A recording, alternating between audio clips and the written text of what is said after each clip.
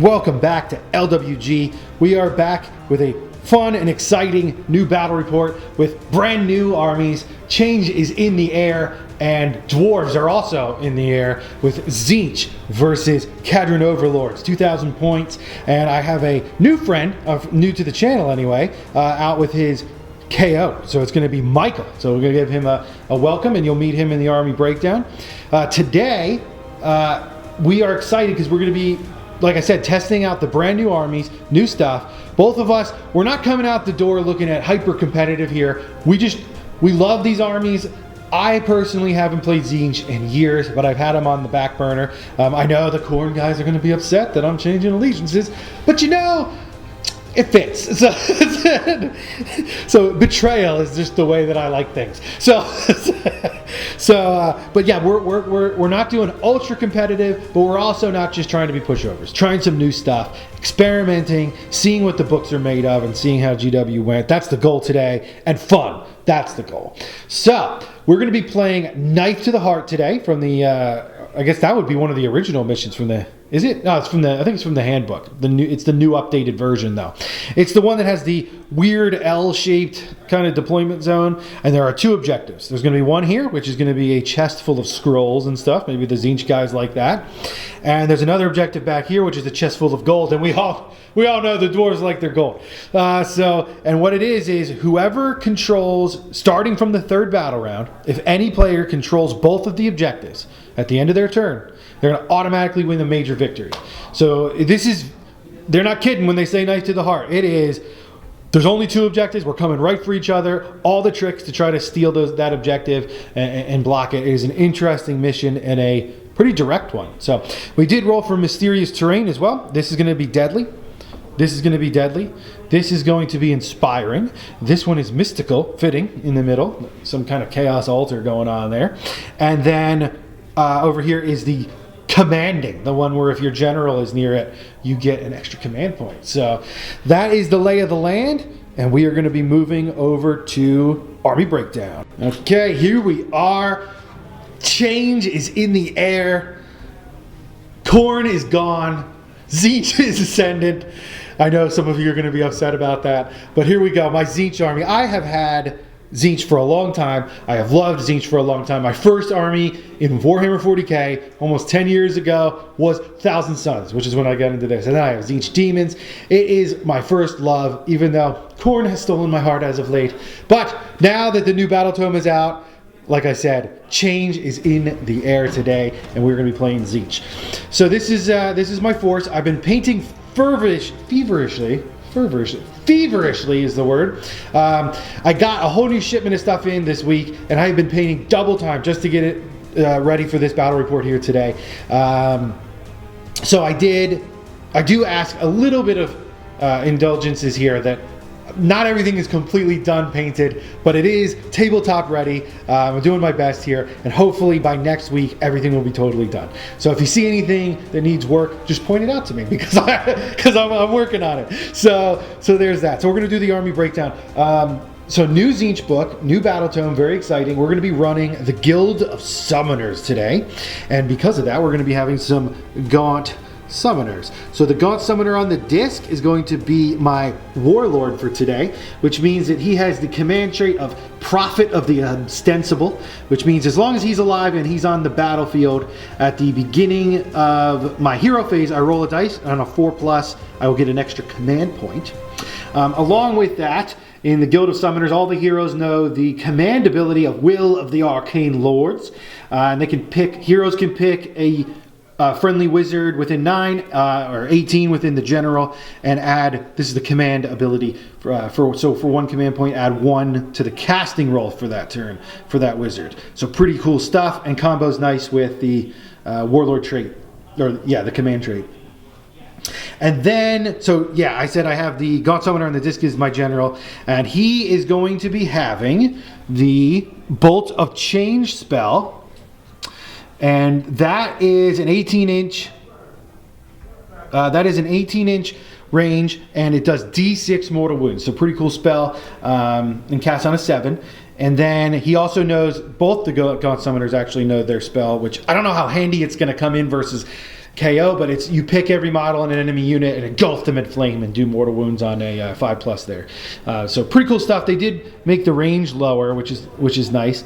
And then the other thing that's really nice about the Gaunt Summoners now is that at once per battle, I can exchange one of my spell casts to just automatically make a unit of 10 demons. So they can both bring in 10 pink horrors, which pink horrors got really cool in this battle tome. So we'll get to see some of those today, hopefully, unless they get sniped. So that's what we got in store there. The other Gaunt Summoner is running the unchecked mutation spell right here. And then next to them is the Tzaangor Shaman, and the Tzaangor Shaman is going to be running the artifact of the Guild of Summoners, which is the Brimstone Familiar, and Guild of Summoner units that are wholly within 12 of him do not take battle shock tests. So that's pretty cool. And he is going to be running Arcane Suggestion, which is, I think, my absolute new favorite spell in this battle tome. Absolutely awesome debuff, 18-inch range, and you can either do D3 mortal wounds to a unit, or -1 to hit, or -1 to wound, and I forget what the other thing is, but it's fantastic. Great spell. Oh yes, lower their save by 1. You can make them kneel, that's right. So I really like that, and the Tzaangor Shaman gives out some support to the other Tzaangors in the army as well. He can even use his spell of mutation to turn dirty little dwarves into Tzaangor and join my army. So we'll see if that happens, but pretty fun stuff. And then next to him, we have the Changeling, who he changed a lot in this book. Yeah. So he doesn't do his invisible thing anymore, but he can set up on the other side of the board. He is a 2-cast wizard. He doesn't know his own spell. He just knows like the default wizard spells. And he's going to be running Treason of Tzeentch today as his spell, which I thought was fitting for the Changeling. And then to his left, to our right, we'll keep going down the line, is a Change Caster with Fold Reality spell.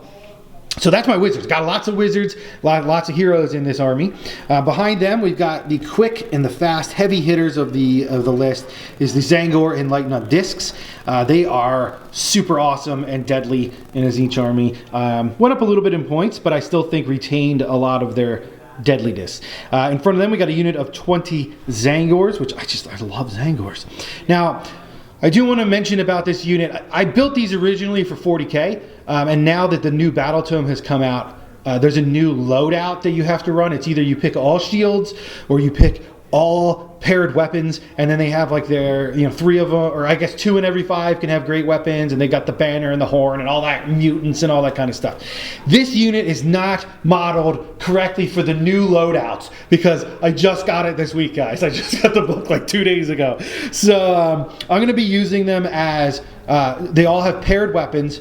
And I don't have a banner built, so I'm not going to be using that. And I only have 3 great weapons. So I have more Tzaangors coming, so I'll be able to properly kit them out. But for now, all they have is the horn, and they're going to have paired weapons. And then there's the Twist Bray, and there's 3 great weapons. So no mutants or any of that stuff for this battle, but we're getting there. Okay, and then other battle line choices, we have 10 Carrick Acolytes fully loaded out there with the 3 great weapons that they have, and another squad of 10 Carrick Acolytes. Now these are painted by Mike, actually. I'm working on mine currently, but he had some builds because he's playing Tzeentch as well. Everybody's changing over to Tzeentch, so so it should be pretty good, and those look great. So thank you, Mike, for lending us those. And then for the Endless Spells department we got here, we have got the Ether Void Pendulum, and we've got 2 new spells, which I just built and painted today, so they're not quite done, but we're doing the Tome of Many Eyes, we're doing the Sigil of Tzeentch, and the Geminids of Ulgish back there. So that is my 2,000 point Guild of Summoners list, but it shall be growing, because the thing about the Guild of Summoners is I only need 9 fate points to summon that first Lord of Change. So there should be a Lord of Change here in the battle, while early in the battle, if all things go according to plan. And that is Tzeentch. Okay, and here we are with Michael and his awesomely painted and modeled KO, and it is super awesome to see him out on the table. We've been waiting to get a Kharadron Overlords battle report for quite some time, so this is great stuff, and we're happy to have Michael out. Now this isn't the Mike that you normally know. This is a new Michael, so we have a new one. So whenever I have a new person on the channel, I always like to ask them, so how did you get into Warhammer to begin with? I got into Warhammer 40k about 10 years ago in 5th edition for Tyranids, as they were referred to, similar to a very popular movie franchise. Bugs, and I took a liking to them. Nice. Very cool. So then I guess then you went down the rabbit hole and here we are. Very much. So now the plastic addiction is filled and now you're into Age of Sigmar. Cool stuff. I'll start with my leaders. I have an Ether Chemist, which is equipped with the Spell in a Bottle, a brand new thing for KO that allows me to summon a spell that cannot be unbound once per battle. Awesome. My spell that I've taken is the Ether Void Pendulum. Looks great. The next one in the middle with the smokestack is my Edrin Master, who is my general. He is a great tinkerer that adds 2 attacks to his Gaze of Grumney weapon, Ooh. making it 3 attacks. Is that the mustache gun? No. Oh no, okay. That's another character. Okay. He is also equipped with the artifact for the Ether Quartz Monolens, which increases his Gaze of Grumney attack from 18 to 18 instead of 9. Very cool. The Etheric Navigator, he has the artifact the Voidstone Orb. Once per battle, I can auto dispel a spell. That'll come in handy. Very much so.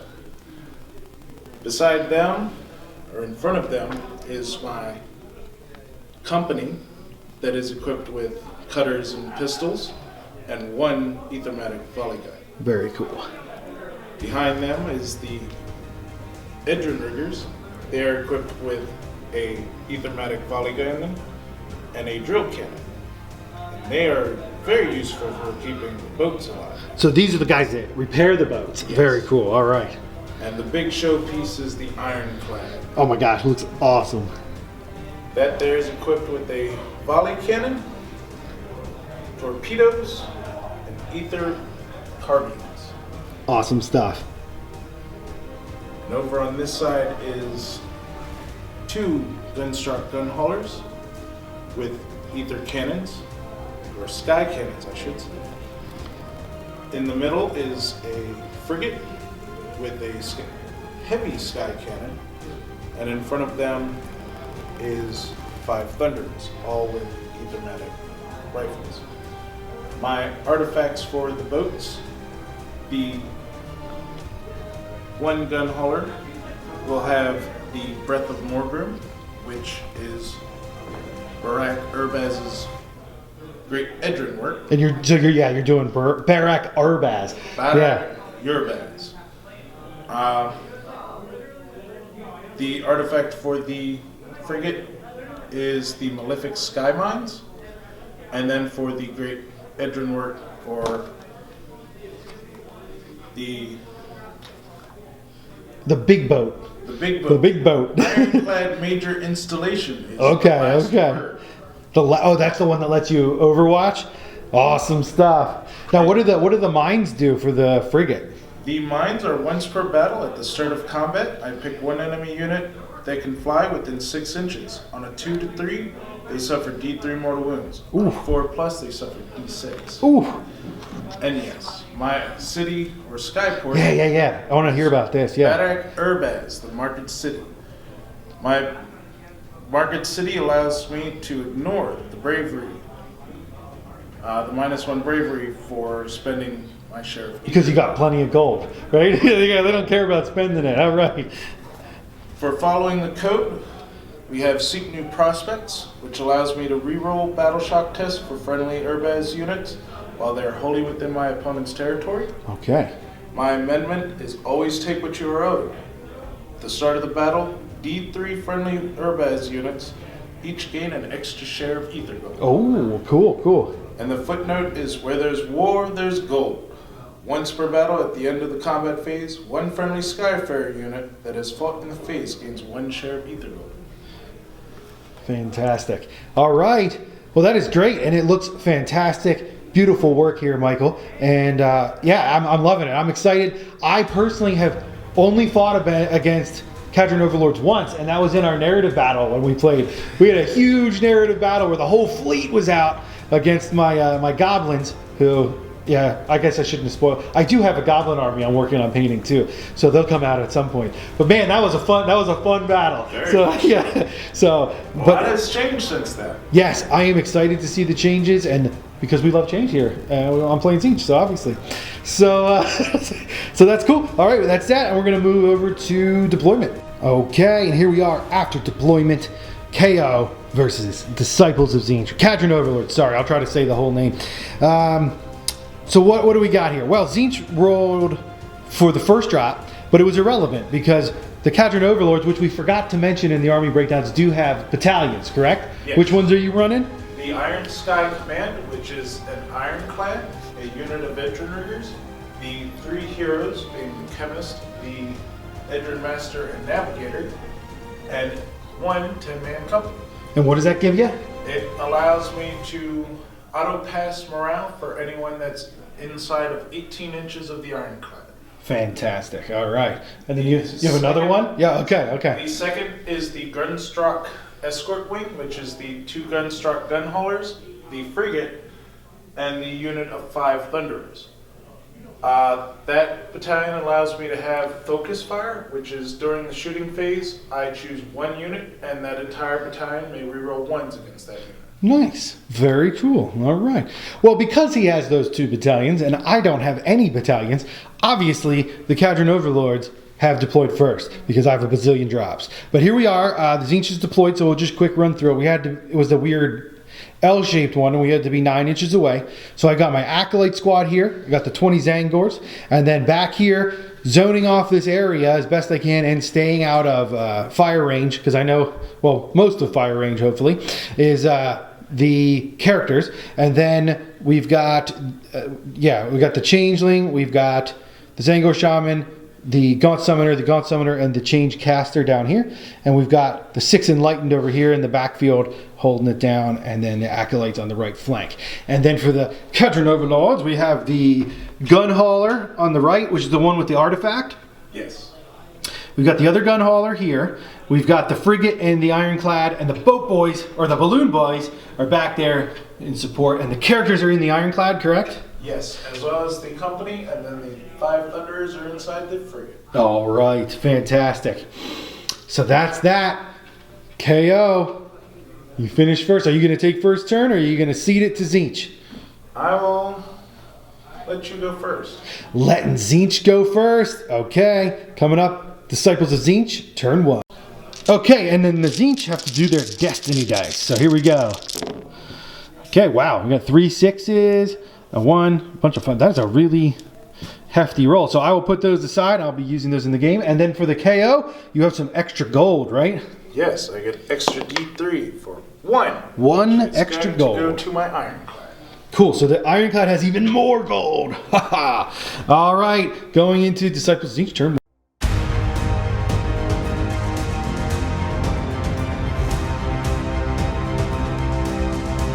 All right, so at the start of Tzeentch, we have to do a whole bunch of things. So I'm going to pick the agenda now, and I'm picking Mass Conjuration, which if the Changeling casts 2 spells or endless spells on a 9+, which with each cast, and they're not unbound, he will complete that agenda and get +1 to cast for the rest of the game. So that's what we selected, and we're also going to do our Prophet of the Ostensible for the Guild of Summoners. Do I get an extra command point?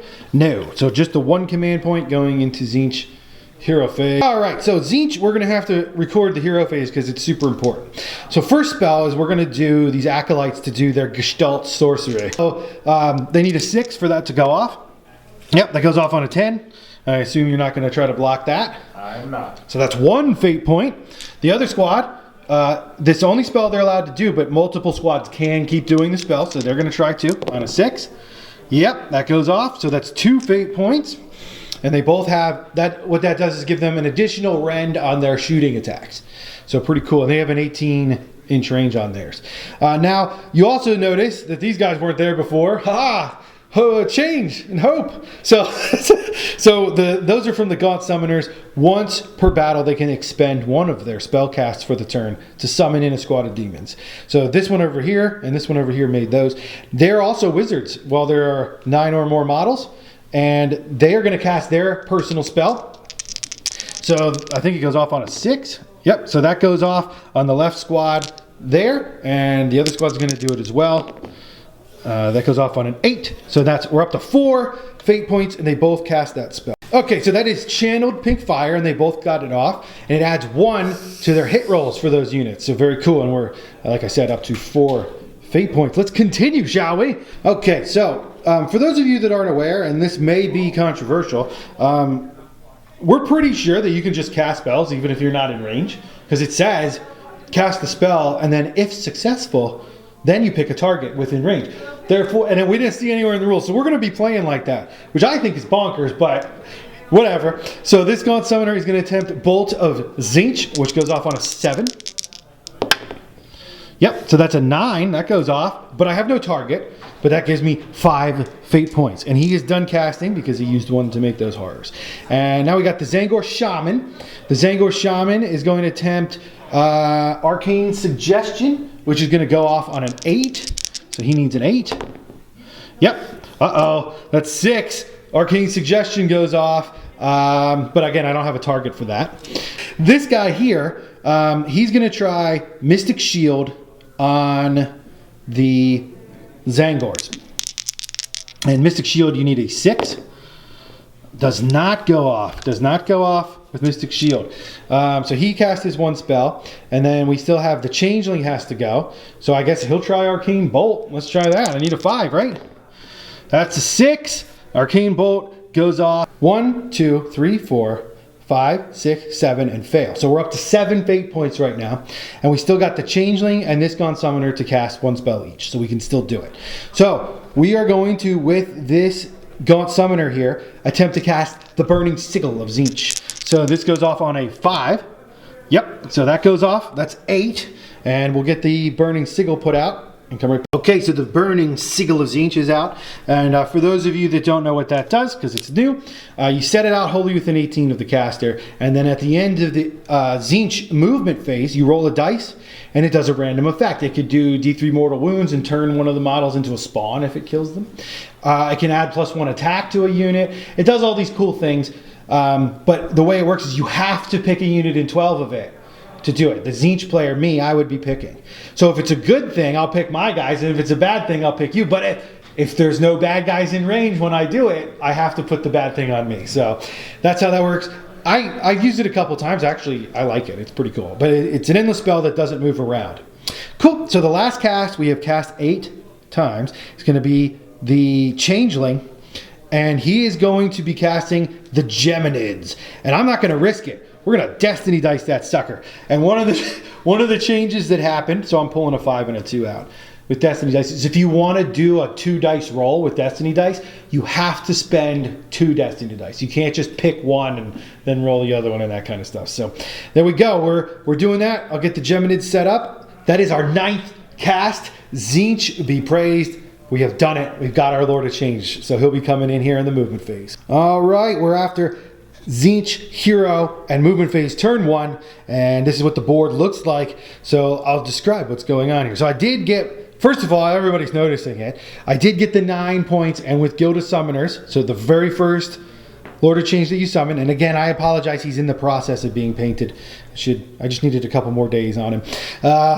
But he works. So like I said, for 9 points, the first, you can only summon Lords of Change. You can't summon anything else. And the first one costs 9. So boom, I've got a Lord of Change. So for those of you that are keeping track, on turn 1, I just made 380 points, plus 200, plus 200. So 780 points for free on turn 1. That's kind of crazy. But we were talking, Tzeentch has a lot of bodies, a lot of wounds, but I have no saves. So they will go down quick, and I think the KO are going to thin this horde. But anywho, we did move up. The Zangors moved up. The Acolytes over here ran up. They rolled a 5. Pink Horror is moving up as well, with the Shaman, the Lord of Change, the Changeling, the Changecaster, the Gaunt Summoner back here in safety. And then the discs are here, Geminids, and then I do have to roll a dice now for the Sigil of Tzeentch. So let's see what it does. That is a 4. So a 4 for the Burning Sigil is I can pick a unit within 12, and that squad can move D6. So let's see what it is. That is a 6. So I can move one of my squads that's within 12 of the Sigil 6 inches. That is something. I'm going to give it a ponder and come back. All right, so I did pick the pink horrors to move them up 6. But I guess in hindsight and as a learning with the new Tzeentch book, we were discussing, me and Michael, if I would have used my command point to make these Zengors run 6, they would have moved up. You know, you don't know it's going to happen, but the Sigil could have hit them for the other 6, and then they could still charge because they can run and charge. I could have got a turn 1 charge with the Zangor. It would have been nuts, but it's possible. So that's crazy. I like that Sigil, you know. So anyway, that is my turn. I don't believe I have anything in 18. I could have got the Acolytes up, but with the Sigil, but I chose not to because I like the position that they're in. So that is turn 1. I don't have any points yet because it's not that kind of mission. So we're moving over to KO, turn 1.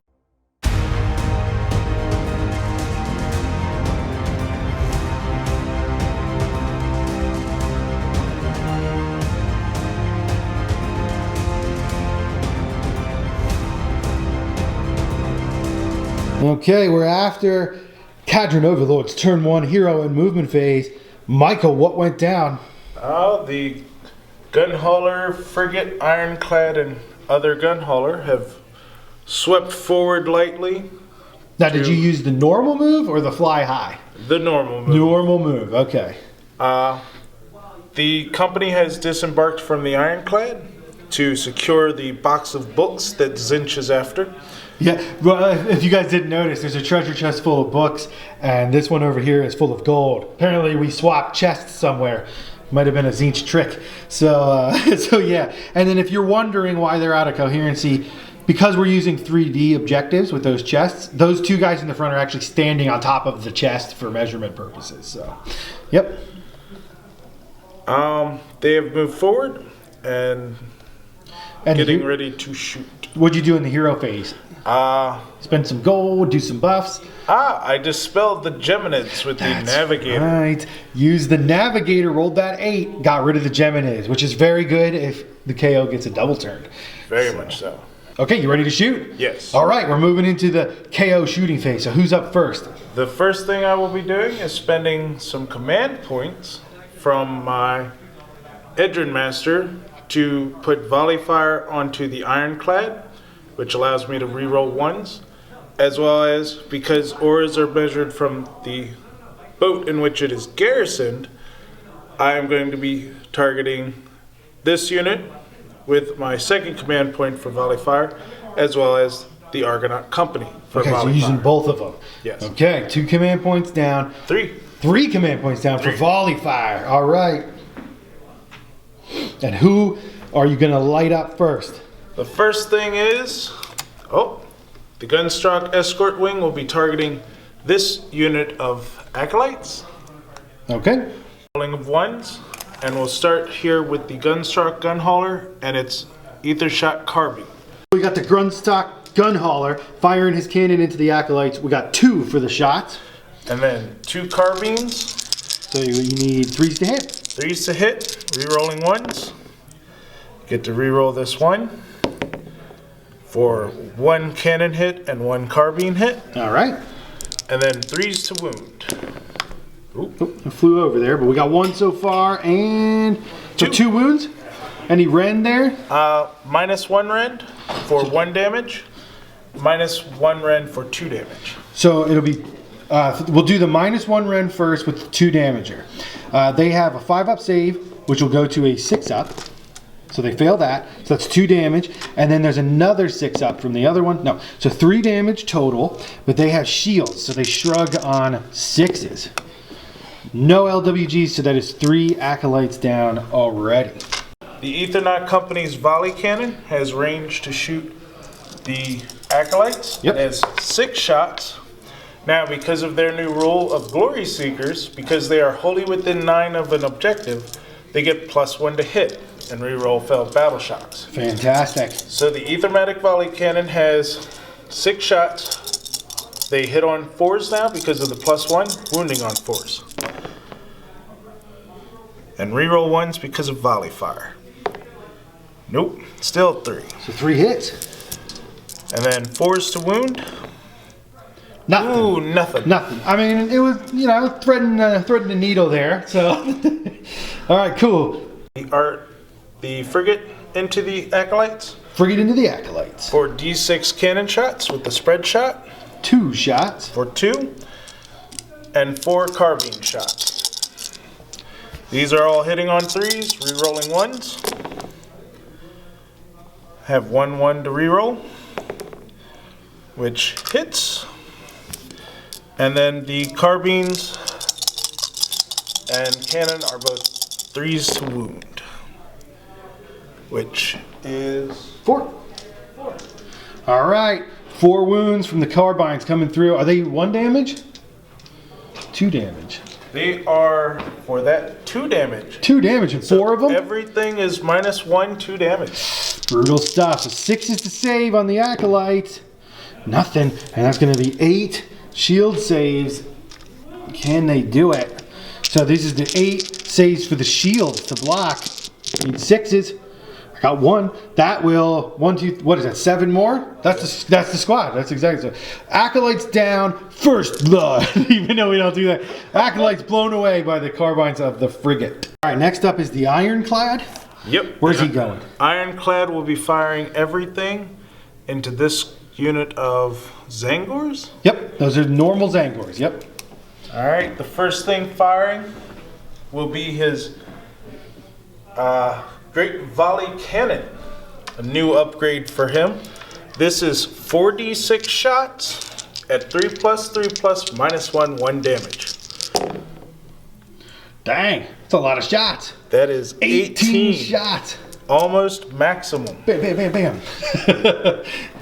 Very cool stuff coming in from the Ironclad. 18 shots from the cannon. 3+, 3+, rerolling 1s. Oh my, there's 3, and then a bunch of 2s. There's another one. So I'll reroll these. These have all hit. Looking for 3s. Got them all. Cool, nice convert. And 3s to wound. Ooh.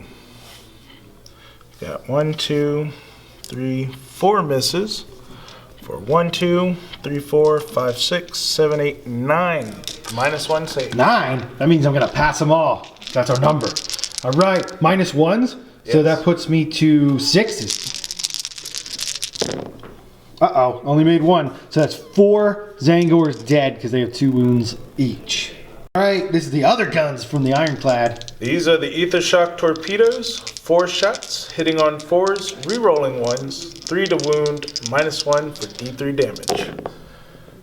Ooh, I get to reroll these, but these miss. Hey, got 1. 1? So, rolling to wound, I need 3+. It wounds. All right, 1 one save, -1. Red 1? No, goes through. So D3. D3, 4, 1. One. So that'll wound a Zangor. So. All right, and now it's the carbines from the Ironclad. These are 8 shots, hitting on 3s, rerolling 1s. That 2 misses. I can reroll the 1. Still misses. Wounding on 3s. 4. -1. 2 damage. All right, come on. We need some 6s. No, so that's 4 more down and 1 wounded. So we lost 8 Zangors from that nasty stuff. All right, the 2 embarked characters, we're looking at them now. So who's up first? The Etheric Navigator with its ranging pistol for 2 shots, hitting on 3s, 1 hit, and 3s to wound. No wound. No wound. That was a 2. And then the Admiral? The Edrin Master. Endred Master, that's right, not the Admiral. My general that has the +2 attacks for the Great Tinkerer command trait, and a range of 18 instead of 9 Very for cool. his artifact. All right. So he has 3 shots, hitting on 3s, wounding on 3s, or wounding on 2s. So 3s, they all hit, Yep. and 2s to wound. 2 wounds. 2 wounds? -1. And this is on the Zangor, so Yes. 6s. Nope, so 2 go through. D3 damage apiece. D3 each. Craziness. So 2 more Zangors, that's a 10 dead.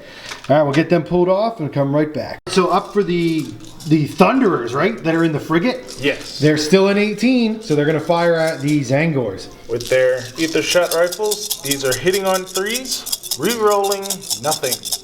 Oh, and you have the double barreled in there too for the extra shot. Yes. They hit on 3s, Nice, nice. wound on 4s. For 4 and -1. We're at -1, lots of -1s, so 6s. Save 2 this time. 1 damage apiece. So that cuts down another Zangor. Craziness. So we'll get them removed and come right back. Next up is this, the gun hauler here, right? Yes. All right, he's firing at the poor Zangors. They're just getting peppered. So It'll be firing its sky cannon with the shrapnel for D6 hits. 1. So 1 cannon shot at 3+. No! it's a miss there. All right. Let's see if it can hit with its ether shot carbines. 2 shots, 3+, 4+. They both 2 hits. hit. They both wound. 2 -1. wounds. 1 6s. damage. Nope, just 1 on these, right? 1 damage, yep. So that kills another Zangor goes down. Craziness. I'll move that wound over. Put it on this guy over here. All right, the engine riggers, the balloon boys back there. They're going to be firing now on the poor Zangors. But hey, they're hanging around for all the damage they're taking. Doing pretty good. They are very tough. I'm going to fire the Ethermatic volley gun first. These are 6 attacks, hitting on 4s, wounding on 4s. -1, damage 1. So 4 hit of those. Now I need 4s to wound. 1. 1.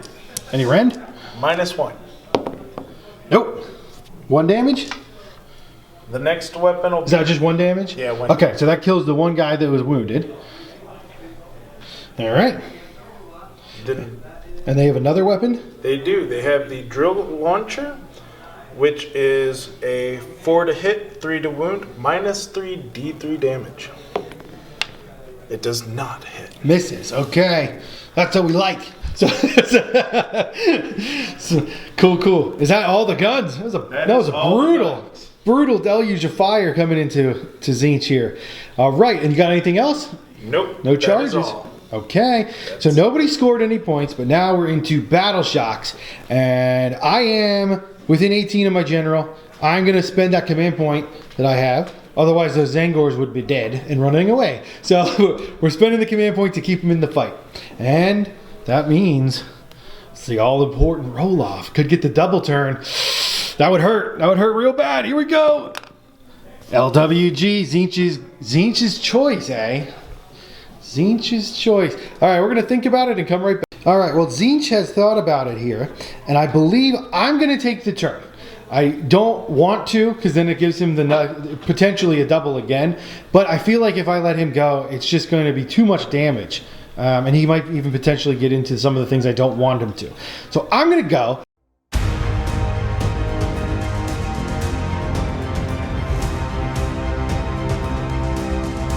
Okay, we're going to do for our agenda, we're going to do Mass Conjuration again, because I don't think I'm quite ready for any of the other ones yet.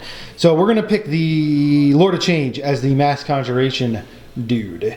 So that's that, and then I have to roll on a 4+, get another command point. Yes, so for my turn plus that, I have 2 command points, plus my general is in range of the terrain. Do I have to roll for that, or I have 3 command points? This is awesome. So 3 command points, and then we're going to do the Tzeentch hero phase. Okay, after Tzeentch turn 2 hero and movement phase, what went down? Okay, well, I'm going to run through the hero phase pretty quick here. We didn't need to show all of them this time because I wasn't really doing a lot of damage. I deployed far back because I was afraid of the firepower, and I'm not sure if that was smart. I was learning a new army here. So maybe blobbing up and giving him target priority issues might have been the wiser choice, but we'll see. Hey, the battle's not over yet. And apparently we have it all planned out. I'm just not aware of the plan. So, so what went down? Okay, Lord of Change attempted to cast the Geminids, but the Navigator used his artifact, which once per game basically just lets him automatically unbind a spell. So that was sad because I had picked the agenda for the Lord of Change to get +1 cast, which means that that's gone. But then he used his other spell, which was out of range, cast that. I cast a lot of spells from all my wizards back here that were out of range. And long story short, I cast 10 spells. One of them was the Tome of Eyes, which is now on my general. So he's toting that around. I opted to not do the pendulum because I would have hit my own guys with it.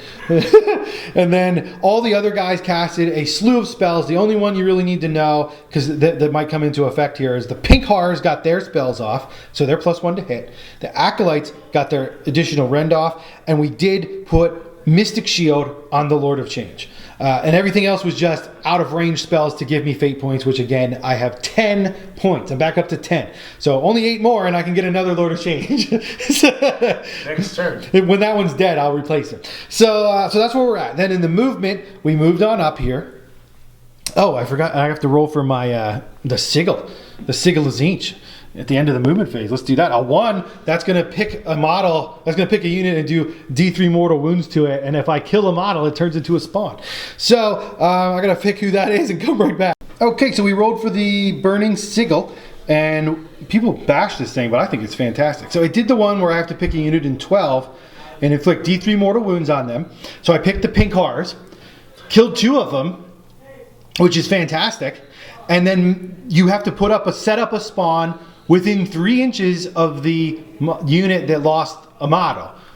So what I did is I killed the 2 pinks in the front, build the horrors off, and then put the spawn out. And since it's still that was the end of the movement phase, that means he can still charge. That's just awesome. So, so I like that. Some trickery from Tzeentch there. Okay, so that is that, and we're going to, that's all the movements, as you can see, just strung out. I left the Gaunt Summoner back here to protect. And I used my command point to auto-run the Zangors 6, so they have moved 12 up, and they can still charge because they got the horn. So hopefully we can maybe kill a boat. I don't think we'll kill a boat. We might, but no, they lost too many models at this point. But at least we'll make his boats jump around. So that is that. We're going into the shooting phase for Tzeentch. So first up is we're going to do these Pink Horrors into that boat. Okay, so the Pink Horrors are going to fire. There are 4 pinks and 4 blues in range of the gun hauler. So they're going to be firing. Yeah, they got the +1 to hit spell off, so we need 4s to hit. And pull out all the misses. That was pretty solid though. And they need 4s to wound. Let's have some more solid rolling. Not too shabby. So we just did 7 wounds to the gun hauler. No rend, 1 damage. It is a 4+ save. And because I'm within an inch of the mystical terrain, that was a heck of a roll. 6 up, feel no pain. No. So take 1 damage on the boat. All right, boys, we need more than that. So next up, I'm going to do some measuring and we'll come back.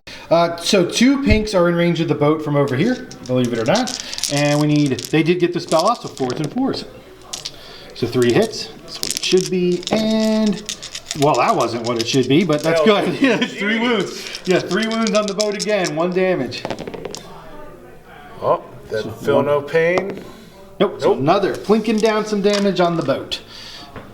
All right, we got the Carrick Acolytes up. There are 3 models in range of the gun hauler. So they're going to fire. They hit on 4s. 1 hit. And wound on 3s. 1 wound at -1 rend because they got their spell off. 5 up.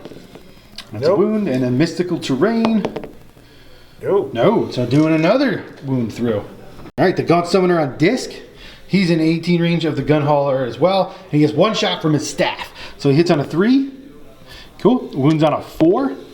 No wound there. And I believe that is going to be all of my shooting because the Change Caster is not in range and neither is this Gaunt Summoner. So, okay. So that's that. We're going into charges. So first off, we're going to do the spawn. Here he goes. A 6. That'll probably do it. We'll get it measured up and come right back. All right, these the spawn did make it in. And the Zangors are going to go, but I really can't. I don't want to risk this at all. I think I'm out of range for my command ability too. So I am going to spend the Destiny dice. 5 and a 6 out of the pool, and they're going to go 7. Coming right back. So the bomb racks are coming in from the frigate, correct? Yes, from the frigate, which has a +1 modifier. On a 4+, the unit will suffer D3 mortal wounds, which goes off for D3 mortal wounds for 3. Oh, so another one goes down and one takes a wound. Go ahead. The gun hauler also has bomb racks. These are on a 4+, causes D3 mortal wounds. Nope. All right, we'll get them removed and come right back. And the frigate is using the triumph that he got, which is going to be, he's going to use the reroll saves one, and he's using his Ether Gold to reroll saves from the other boat. So both boats are going to be rolling their saves. And first up, we've got 2 paired weapon ones into the gun hauler. So they have +1 to hit, so they're hitting on 3s. And wounding on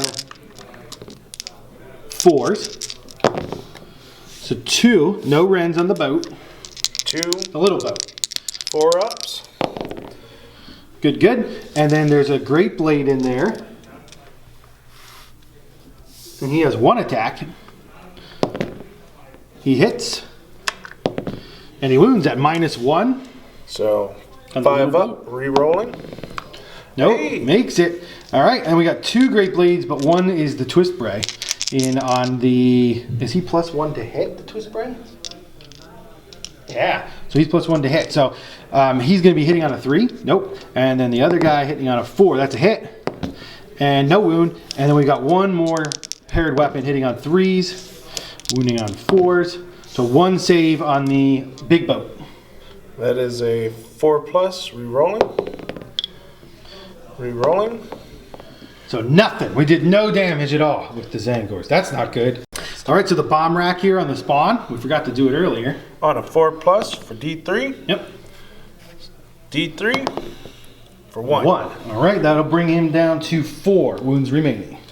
And then I think the gun hauler's going to attack, right? Yes, it'll attack with its boarding weapons, which has a 1-inch range, 4 attacks, 4+, 4+. So 2 attacks hit. 2 wounds. All right. No rend. So 5 up for a spawn. Save 1, fail 1. So he wasn't in an inch of the terrain there, so he has 3 wounds left. Any other attacks? Nope. Nope. Okay, so it'll be the spawn next. So the spawn has 2d6 attacks. So 5. I should have saved my gold for that. And 4 and 4. Not with my rolling. You don't need to save anything. See? Nothing.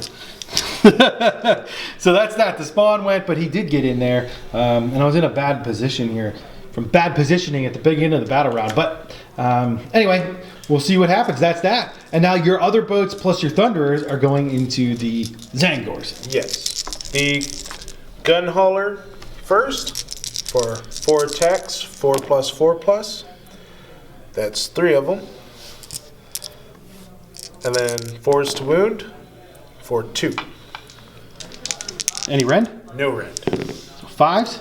Make 1 fail, 1 damage. Yep. So that kills another Zangor. So we've lost 1 this time.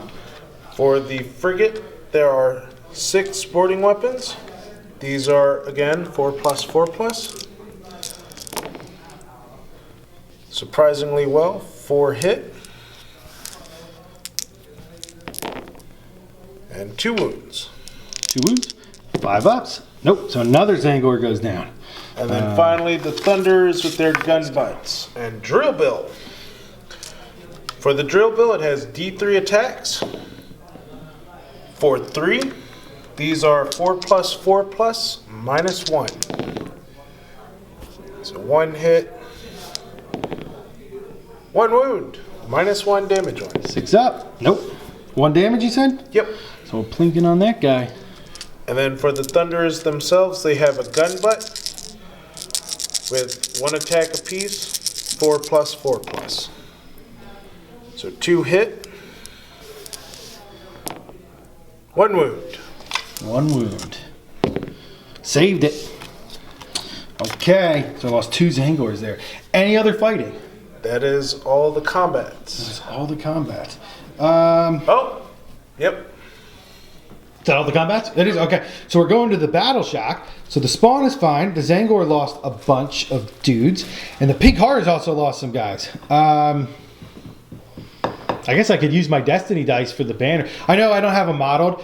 You'll just have to forgive me here because, again, I played 40K with this army. I haven't played it in AOS. I didn't build the icons yet. So that was a long, long time ago.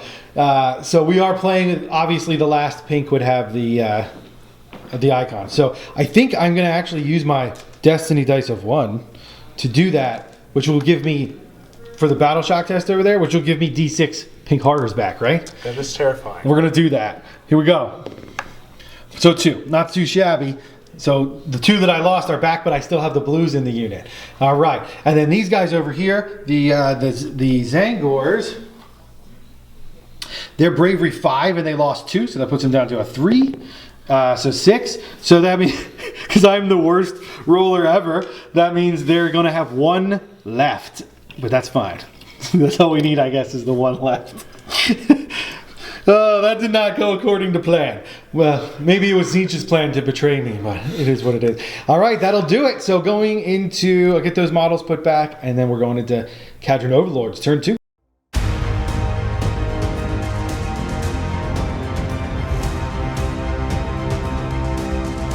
Balloon boys, who are within 1 inch of the little boat, what is that? Gun hauler, yep, are going to repair it. And we forgot to record it, but there's the roll. So it heals 2 wounds back? Yep, putting it at 1 wound. So it only suffered 1 from all okay. Well, I guess that was kind of out of range anyway. So, all right. And we're going on to the rest of the KO hero phase. And here it is. The spell in the bottle has been popped. It is the Aethervoid Pendulum. He's placing it here so it will move over the spawn's base, and then it'll end within 1 of the horrors, so it'll hit both of them. You want to just roll the dice to see what it does here for damage. D6 mortals on each one. And the spawn only has 3 left. For the spawn, he's dead. Gone. He's dead. That's not good. And for the horrors, 5. 5? Well, that's a lot more blues that are about to be there. Ooh. Okay.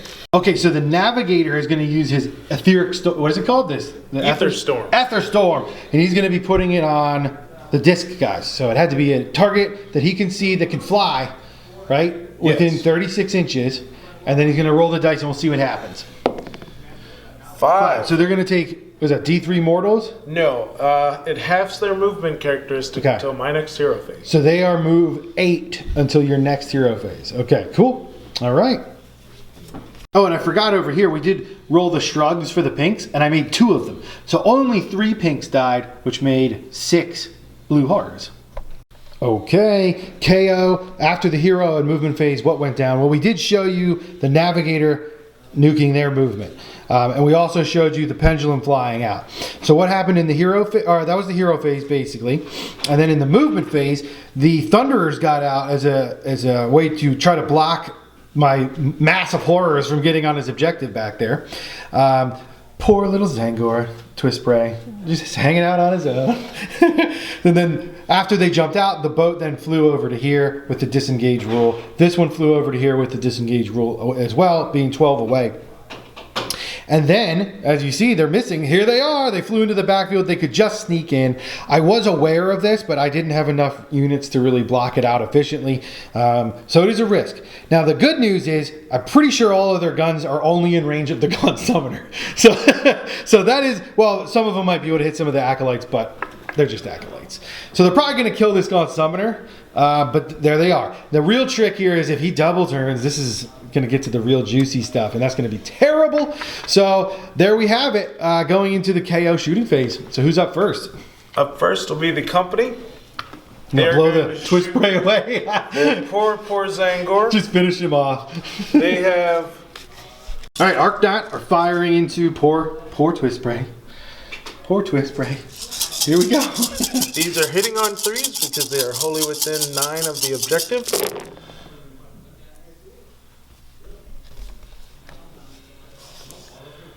That's actually really good, guys. Really good. Brutal shooting. So you missed what, 2? 2. 2 out of all those on a 3+. And 4s to wound.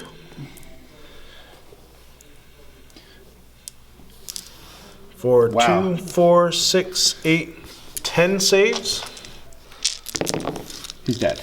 I didn't have to roll them all. The curse of whenever I'm filming, my opponents roll fantastically and I roll terribly. So, all right, who's up next? The Thunderers will be firing into the Horrors with their ether shots. They will be activating their ether gold for this turn All right, for the Triumph Bloodthirsty, which allows them to re-roll wounds. re-rolling wounds, spending that gold. They have 12 shots. Hitting on 3s. Oh, my focus fire will be on the second unit of pink horrors over here. Oh, okay. Well, he forgot to do his focus fire, but he's putting it on these guys. Got it. These are 3s to hit. That's really good, guys. And 4s to wound. Re-rolling. I needed that. So, an additional 1, so 6 at -1. 6 at -1, so they have no save, but I have to allocate it to pinks, so they have their shrug. So 6 up shrug. Oh, I shrugged 2. So that means 4 pinks die, so 8 more blues are going to appear over here. Okay, we got the gun hauler now, firing into these pinks right here. With the Sky Cannon Shrapnel for D6 shots for 2. These are hitting on 3s, re-rolling 1s because of focus fire. Re-rolling that 1. Ooh, both hit. Wounding on 3s. No wounds. No wounds? I like no wounds. Next will be the carbines. These are 3s re-rolling. Re-rolling that 1. Both hit. And these are 4s to wound. Nothing. No wound. That's fantastic. Oh my. Next will be the Argonaut Frigate. The frigate. So the little guy missed. So The little guy just missed. he's like, I'll show entirely. you how it's done. So The frigate will do D6 shots. this is with the cannon. Indeed. 6. See, I said he's going to show him how it's done. Here we These are go. 3s re-rolling 1s. That's a Good lot thing of... you had those reroll 1s up. Yeah. Oh no! Oh, no! no. He won't show him how it's done. Oh my. 3 to wound. Hey, Nothing. whoa! No wounds, double ones. no. All the ones. The carbines will be 3s re-rolling 1s. There we go. All right, 1 miss there. 3s to wound. There we Alright, so go. 2? 2 -1. All right, so 2 damage apiece. they're 2 damage each, so that's just going to be shrugs then, because it's -1. So 6s. All right, so 3 go down, so that's going to be 6 blues added to this unit. All right, the balloon boys. Rivet gun is going into the Gaunt Summoner, and the other weapons did have 24-inch range. I forget what they're called. The drill cannon and the volley gun are going into the discs. So here we go, into the Gaunt Summoner first. 3s and 4s. Nothing. Gaunt Summoner. The next thing will be the Ethermatic Volley Can into The disc boys. Disc Boys. 4s and 4s. 3 Okay, well, hit that's average. That's good. and 4s to wound. 2. -1. 2 at -1. That'll put me to a 6-up save. All right, we need double LWGs. No, they both go through. 1 damage apiece. 1 each, so there's a 1 with 2 wounds remaining. Drill cannon going into the Enlightened. This is hitting on a 4, but 6 will cause 3 mortal wounds. Oh, it's a Nope. miss. Lots of missing. It's from flying high. That's what they were doing. They were moving too fast. It was just tough for them to train the guns. So these guys are getting drug around by a boat. How do they shoot anything? So, all right, what's up? The next one will be the gun hauler into the acolytes. All right, gun hauler going into the acolytes.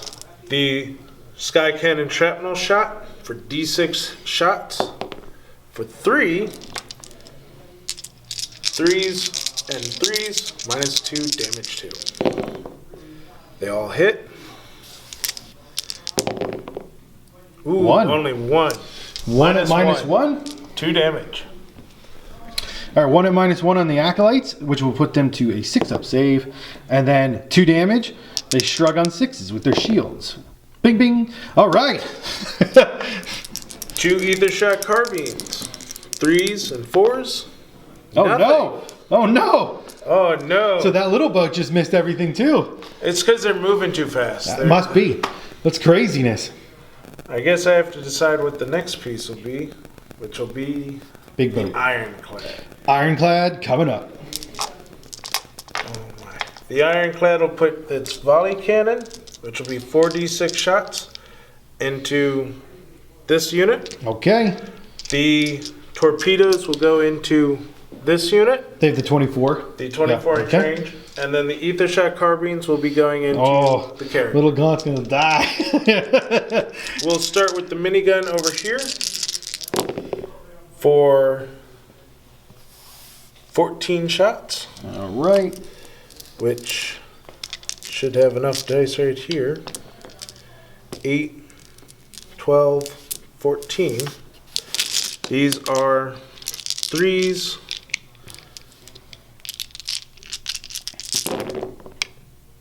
Couple misses there. Holy moly, a lot of misses. That's alright. And 3s. Maybe it's raining and their gunpowder got wet. Possibly. But it still does 6. 6 -1s, you say? Yep, -1. 6 -1s on the Acolyte. So 6s. Say 3, and then shrugs on the shields. So three Acolytes go down. So they're not a wizard anymore. Harry, you're not a wizard anymore. So I feel like these jokes are going to be all the time when I'm playing this army. Okay. It's all according to your plan, right? So 3 of these guys are going to die. Yep. The torpedoes will be next into the Enlightened. Yep. These are 4 shots, hitting on 4s, wounding on 3s. All 4 hit. Oh, that's not good. 3s to wound. 3 wound. 3 wounds. -1. -1. I only have a 6-up. Save 1. I'll take that. 2d3 damage. 3 damage. 4, 1, 2, 3. 3. Okay, so that's going to kill 1 and put a wound on another one, bringing him down to 3 remaining. All right, and now the fusillade of fire into the poor Gaunt Summoner. Okay. The carbines are hitting on 3s. Holy moly. All right. He must be protected. He's protected by fate. You cannot kill him. All right, we need all 1s here. All 1s. Oh, that's not all 1s. That's 4. 4 go through. -1. -1, 2 damage. 2 damage. He's going to die. All right, so the Gaunt Summoner, we looked it up. He doesn't have any save because it's a 6-up and it's a -1. He's not fully in the terrain. He would. You're going to give it to me? Yes. All right, I'll so give it 4. to you. There's 4 of them. 4. 4 6s. Here we go. No. So he takes 6 damage and he is kaput. He is dead. Okay. That's not good. 1 wizard down. And that's all for KO shooting. So that is all the shooting for KO. Did kill the Gaunt Summoner, but pretty much failed everything else. Honestly, the Pendulum did everything. I did lose 3 here. I lost... How many did I lose there? 7?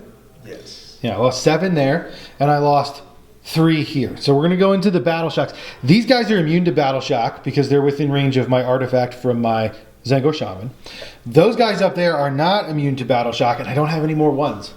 Oh, I lost 5? Yeah. I lost 5. Oh, we miscounted. I lost 5. So we're going to take the Battle Shock test up here on the Pink Hearts. So they're Bravery 10. Well, I could lose 1 if I roll a 6, right? Yeah, no, so they're good. Hey, I rolled the 1. All right. 1. So D6 Pink's coming back. 6. Oh, no. The horde begins. 6 Pinks coming back in there. And then those Acolytes, they have a 5-up. And they lost 3. So here we go.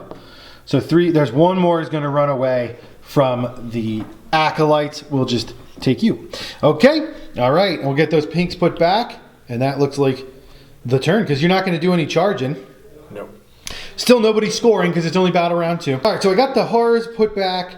Everybody battle shocked off where we should be. End of battle round 2. The almighty double turn. This is bad if Tzeentch loses this. Real bad. That is a 4. That's a strong roll. Tzeentch gets it. It is fated on a 5, and I have to take it because I would be eviscerated if I do not. All right, Tzeentch turn 3 coming right up.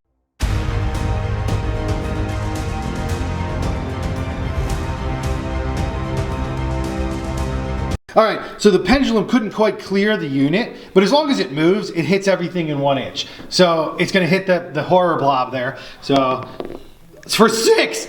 You're gonna make a whole bunch more. I think I'm gonna run out of blues. So, but we'll see, maybe I can save them. So I do have my shrug on the pinks. This hord's never gonna end. Wow, I say 3. I knocked that one over, that one. So 3 of them die. I'm gonna run out of blues because Jared needs to buy more boxes. I wasn't prepared for this. So, so I'll get them removed up and we'll do what we can do. Coming right back. All right. And I got all the blues because I stole them from somebody else. Stole them from Mike at the club. He plays Tzeentch too. So hopefully he doesn't notice. Okay. And then, okay, that's where we're at. And we're going into Tzeentch hero phase. So my general is still alive. I got a command point, which brings me up to 2. And then do I get another command point back on a 4+? I do. So I'm up to 3 command points now, going into Tzeentch turn 3 hero phase. We'll come right back. All right, so for the agenda, I'm going to pick Reckless Abandon. So what it is if a Tzeentch unit makes a charge from more than 9 away, or I guess 9 away, and ends the charge movement within a ½ inch, they're good. That unit that does it is going to get +1 attack. I guess for the rest of the game, whenever they make a successful charge for the rest of the game, they get +1 attack on all their melee weapons, which is nasty. So that's the one we're going to be picking. And we're going to move into the hero phase here. So we have some casting to do. I'm going to give it a think, give it a ponder, look over the battlefield, and come back with some roll. Alrighty, so in the hero phase, we're going to spend 1 command point, bringing me down to 2, for the Lord of Change to spread his wings and infuse all of the Tzeentch demon heroes with, or Tzeentch demon wizards within 18 of him with +1 to cast, which is good. We're also going to spend another command point to give the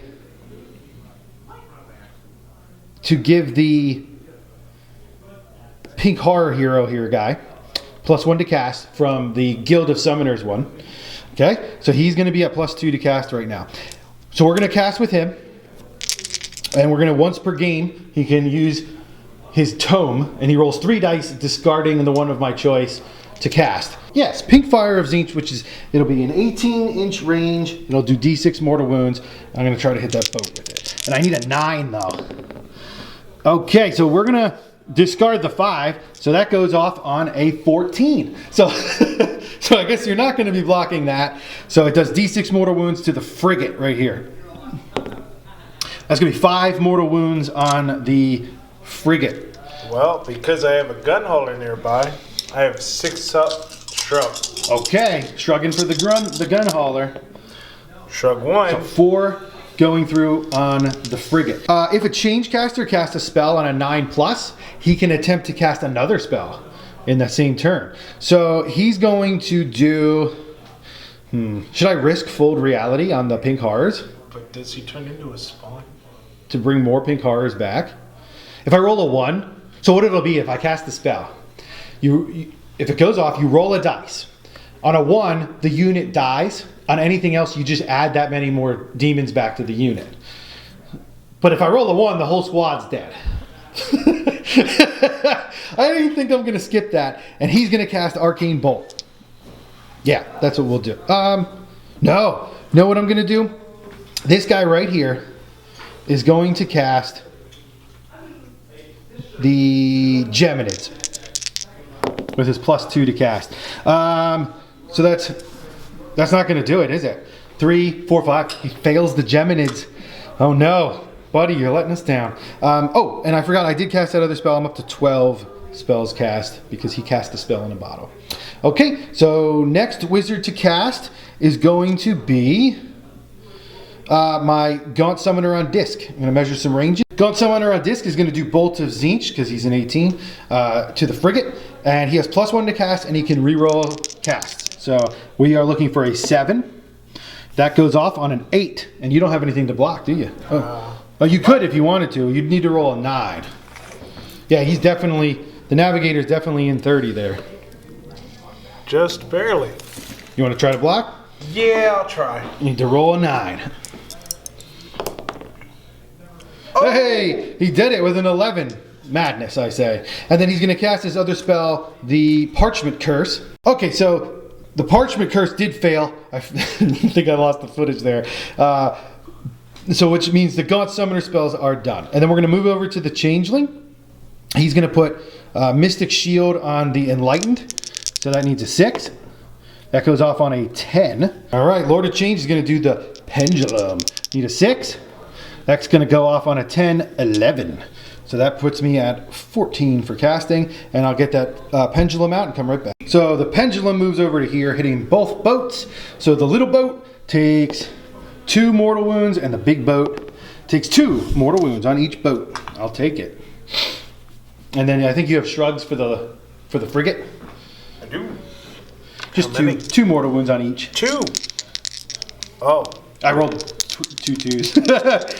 For the frigate, the gun hauler does not receive it. It cannot fill or shrug itself. For the frigate, I do not. So it takes 2. All right, we're plinking them off. And okay, the shaman is going to do Boon of Mutation on the big boat. Or the frigate, sorry, not the super big boat. And I need a 7 for that. Goes off on an 8. So that's going to do D3 mortal wounds for 2 mortal wounds. Shrugging them on 6s. No, 2 more going through. Frigate's getting low. He can't fly high anymore, can he? Nope. Oh, that's big. Okay. And I think that is all our spell. So that is up to 15 on the casts now. Oh, 16. I forgot the pendulum there. So I'm up to 16 casts. The Changeling could attempt to cast another spell, but I don't think I know any. Right? I tried Geminids. Failed Geminids. Yeah. Okay. So that's that. That's the magic phase for Tzeentch. Going into moves, shoots in, and assault. All right, after the Tzeentch hero and move phase, we showed pretty much the whole hero phase. Here's the movement phase. What went down? The pinks moved up. Lord of Change flew over, staying 3 away from the boats. The Changecaster moving up in support and to lock down the area for any people that want to fly high. And I forgot to move the guys up there, but they're gonna move that way towards the objective. We'll do that after this. Yeah, don't worry about that. Gaunt Summoner here to clear this area. Changeling again to zone out this area. And then over here, because these guys are halved their move, they can only move 8, which I'm going to Destiny Dice this charge here. I'll still make the charge because I can do the 12, but the shaman jumped over and he's going to give support. My goal here, we were discussing it, he's got the last word on the ironclad here, and I was thinking, man, I don't want to get shot by that. That's just nasty. So what I think I'm going to do is, because it's at the end of my charge phase, he picks one of my units that's in 3. So what we lined up is I'll be able to charge the 12, get the engine riggers, staying outside of 3, and then I'll have my whole unit be 3.1 inches away from the ironclad. And then when I select them, they'll pile in an attack. So I'll avoid the last word. But we were talking, the only reason I can do that is because there's other squads near it. Very much. So if he was by himself, I wouldn't be able to avoid it at all. So that's something to think about, I guess, into the future. We're learning. So I'll get these guys moved up and we'll come right back with the shooting. Okay, so we measured it up. There are 6 pink horrors and 9 blue horrors in range of the Thunderers, and we're gonna be firing into them. They have enough models, right? They have more than one. Yeah, because I made more back, so I should have over 20. 1, 2, 3, 4, 5, 6, 7, 8, 9, 10, 11, 12, 13, 14, 15, 16, 17, 18. Yeah, so they're gonna have +1 to hit because they have more than 20 models. So that's gonna be hitting on 4s.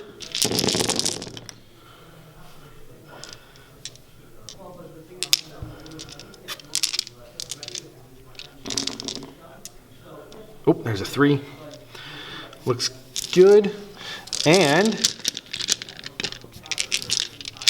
wounding on 4s. Ooh. Tzeentch giveth and Tzeentch taketh away. So that's 5, 6, 7, 8 wounds on the Thunderers. Wounding on 4s? Yeah. Oh, man. All right, 8 saves coming in on the Thunderers. These are 4s. Deluge of fire. Ooh. So that's 3 fails, and he didn't have any gold. So that's 3 Thunderers going down. Nope. They have 2 wounds apiece. Oh, that's right. They have 2 wounds apiece. That's fantastic. So just one. And one will take a wound. Those cheeky Thunderers. That one up there. Love it. Okay, so that's this squad that has shot. We're going to move over here to the Acolytes and see if they're in range. Yep. All right, the Acolytes are all actually in range of the little boat, so they're going to be firing at it. Hitting on 4s. Not bad. Wounding on 3s. Ooh. So 2 no-rens because they did not get the spell because they're not a wizard. 4 up. 1 going through on the little boat. Nice job, guys. All right. Other shooting. We're going to flip over to the other side of the board and get the pink. All right. So we're going to be firing everything at the frigate. This is from the pink horrors. Oh my gosh, I have to pick up all these dice. So they did not have the spell and they don't have over 20 models. So they're going to hit on 5s.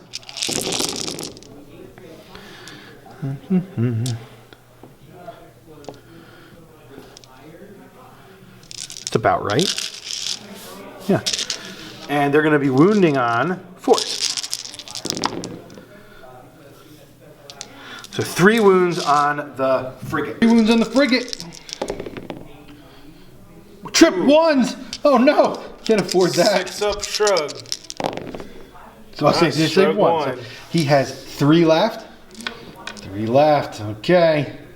And I believe that is all my shooting. Yes, because this Lord of Change is the one with the sword and the staff. It's not the shooty one. So that's all the shooting because he's out of range, and we're going to be moving in to charges.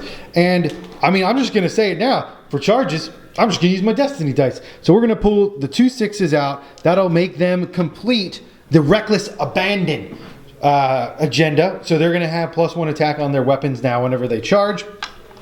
Okay, we're going to be using our last 2 Destiny dice. It's a 6 and a 5 to charge the Lord of Change. He's going to make it 11.5. He just makes it into those Thunderers. So we're going to do that. And then I'm going to roll for the charge on the pink horrors to try to tie down these boats here. So 5, that is not going to do it. That's not going to be it. So they didn't make it in there. I do have the command. Nah, I don't need the command point. So we'll move Big Bird, but I'm also going to charge these horrors in as well. So the ones at the top, roll an 8. That will look like it makes it. We'll get everything measured up and come right back. Okay, so the pinks did make it in, and Big Bird made it in. These guys failed to charge, and then over here, the plan did work. I'm outside of 3 with all these guys. This guy ended in with a 1/2 inch to the balloon boys. We're going to have our 3-inch pile in. I mean, one of the discs might not hit the ironclad, but at least we'll get a whole bunch of attacks in. I did complete Reckless Abandon for doing a charge more than 9. Obviously, with my Destiny dice, that was easy. And, oh, I got to take the wounds with him. And that's that. We're going to be activating the discs first. Come right back. Okay, so the Zangors did make it in. I activated them first just so we can recoup. Oh my gosh, that thing is... Ooh. It'll stay. It'll stay. They're within 12 of the Shaman, so they're +1 to hit. They are... And I have to do all this because I can't let you swing first. I need all my guys. So if I let you swing first, I might lose a guy. That's bad. But I would re-roll everything. I'm just going to do it. So... they're +1 to hit. I'm also using all-out attack, so they're re-rolling 1s to hit. You're spending the Ether Gold to re-roll saves. I'm spending one of its 2 shares of Ether Gold to use the Triumph Indomitable for this phase. Allows me to re-roll all saves. And you're doing the command ability for all-out defense to re-roll 1s. And this boat is also using his thing, or no? No. You can only use 1 Ether Gold per phase. Got it. Okay. All right, well, I'll get the dice ready and come right back. Okay, so the Enlightened are going in with the spears first. We're putting all the spears into the Ironclad. Okay, so they are going to be hitting on... You're going to be hitting on 3s, re-rolling 1s.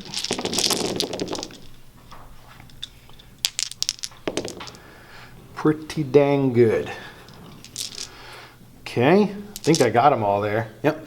And they're going to be wounding on threes. Holy moly. So looks to me like you're taking 10, 20 minus ones at 2 damage each on the ironclad. 20 minus ones. Okay, the 20 minus ones into the ironclad. It's the I'm 4 gonna up, roll re-rolling everything. 10 at a time. So for the first 10, Okay. these here I'll re-roll. Uh-oh. take That's one, pretty stinking good. Which then I have a 6-up shrug. Well, it's 2 damage, so you have to roll. Well, okay, roll another one. All right, so 1 damage so far. 1 damage so far. It's not good. For the next 10. Oof. Reroll these ones. Uh-oh. That's 8 damage this time. 8 damage. 6-up shrugs. So 7. You take 7 damage total, right? Yep, 7 damage total. That means it can't fly high now. It can't. That's good. All right, I'm going to continue with the other weapons from the Zangors. Oh, I guess I should have had to say where. Obviously, I'm going to be putting all the stuff into the ironclad. So these 4 discs are going into the ironclad. Their beaks are going in, and then this one guy's disc is only 1 inch range. His beak's only 1 inch range, so it has to go into these guys. All right, we'll get the dice. We'll come right back. Okay, so the vicious beaks from the guys that are onto the ironclad are going in. Vicious beaks, they have an extra attack because of the agenda, so they're hitting on 4s. Okay, 3 hits, and no 1s to reroll. And then, oh, wait. No, the shaman adds +1 to the beak, so 3s hit. Got it. And then 5s to wound. So that is 2 wounds from the beaks, no rend, 1 damage. 3 plus, re-rolling. Good, good. And then the beak attacks into the balloon boys over here from the other guy. So hitting on 3s and wounding on 5s. 2 wounds on them. What the heck? 4 up, re-rolling 1s. Re-rolling 1s. Saved them. Okay, and now we go to discs. So we have 1 disc into the balloon boys. So that's going to be 2 attacks into them. And then we have 4 discs into the ironclad. So it's going to be 1, 2, 3, 4, 5, 6, 7, 8 attacks into the ironclad. Okay, so into the balloon boys from the disc does not get +1 to hit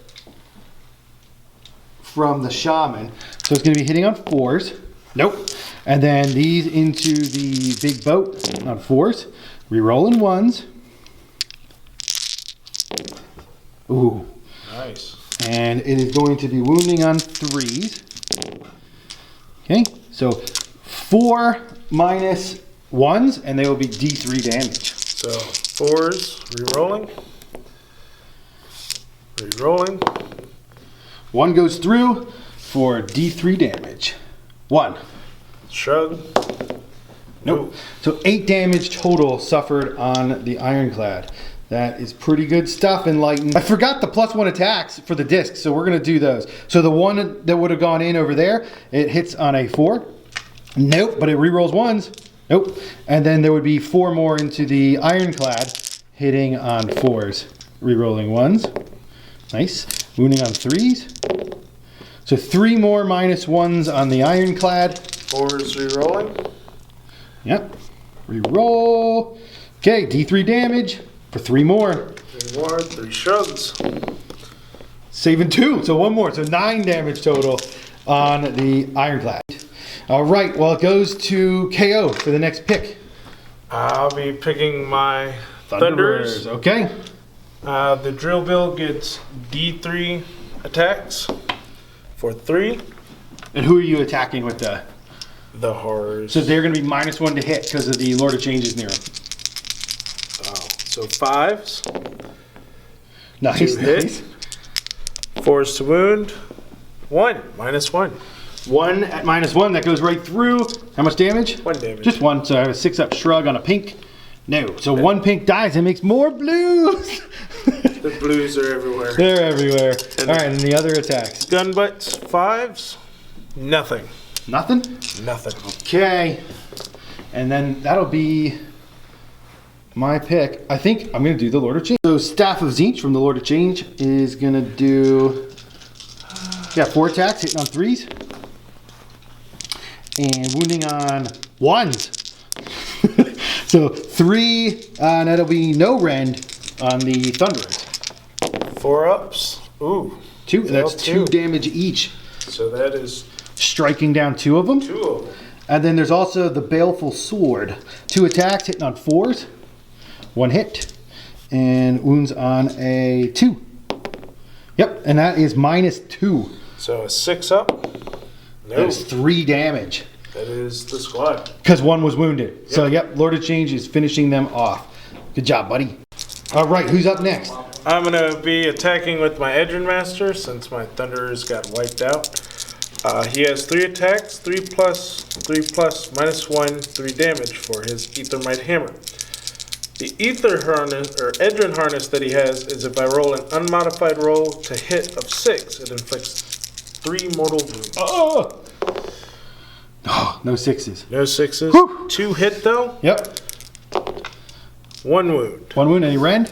-1 for D3. So 6 up, and I am Mystic Shielded. No. D3. D3 for 1.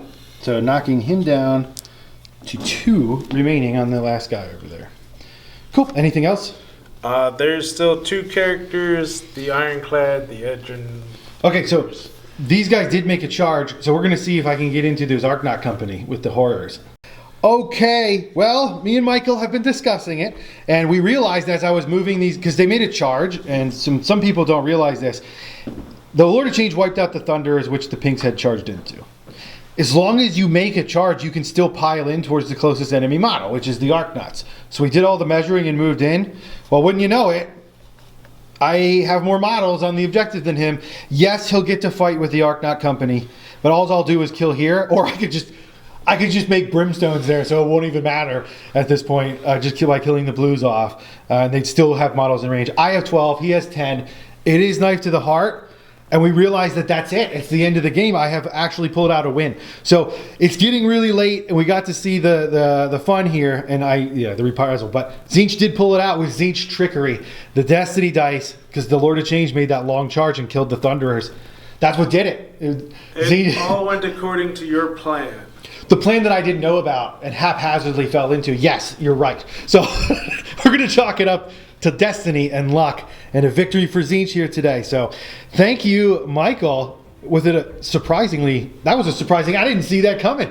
So how about that? You learn something new every day. So cool. I thought actually looking at the battle, because this is, again, we were doing like a learning game, first kind of outing here with these armies. I thought, I didn't know how to deploy against a shooting army like KO. So I held my wizards really far back in my zone, which was, looking back at it, was a huge mistake. I did it because I didn't want to get shot, but looking back on it, I didn't even cast spells on you for 2 whole turns. So that really hurt my output. Yeah. Mine is a very short range shooting though. Okay.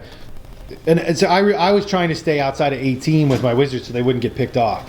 I think in hindsight, I might blob up more and give them like target priority issues to KO, which I might lose some wizards, but at least I'll have more stuff to affect the battle. So, well, the pink cards definitely made the game. Well, yes, the pink horrors, the free ones that I got from the Gaunt Summoners, definitely were a huge factor. Plus, growing back all of those pinks because of the banner was a big deal. That's why there's so many of them there. So, cool. All right. So, how do you like KO? Loving the new codex or battle tome for them. They're very fast, very maneuverable. They definitely have more damage output than the previous battle. Oh my gosh, amazing amount of damage. Just blew those Angors away. There's -1 across the board for them now, so it makes very nice on lightly armored pink horrors.